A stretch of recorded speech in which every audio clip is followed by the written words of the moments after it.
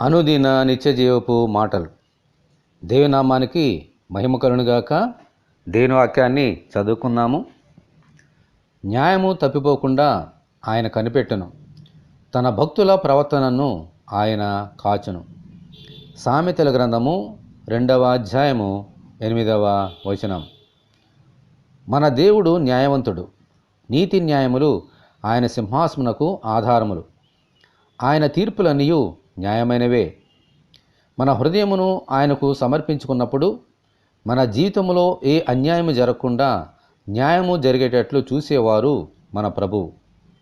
మన జీవితాలను సంపూర్ణముగా ఆయనకు సమర్పించుకున్నప్పుడు మన ప్రవర్తనను కూడా ఆయన కాచి కాపాడుతారు.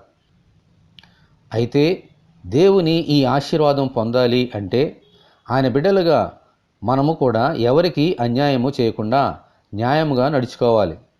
ఇతరుల పట్ల మన ప్రవర్తన దేవుని చిత్తానుసారంగా ఉందో లేదో ఎల్లప్పుడూ పరీక్షించుకోవాలి. అప్పుడే మన ద్వారా దేవుని నామము ఘనపరచబడుతుంది. ఆమేన్, హల్లెలూయా. ప్రభువా, ఎవరికి అన్యాయం చేయకుండా మా ప్రవర్తన ఎల్లప్పుడూ మీకు అనుకూలంగా ఉండినట్లు మా జీవితాలను కాయుమని ప్రభువైన యేసుక్రీస్తు ద్వారా మనమందరము దేవుని ప్రార్థన చేసుకుందాము.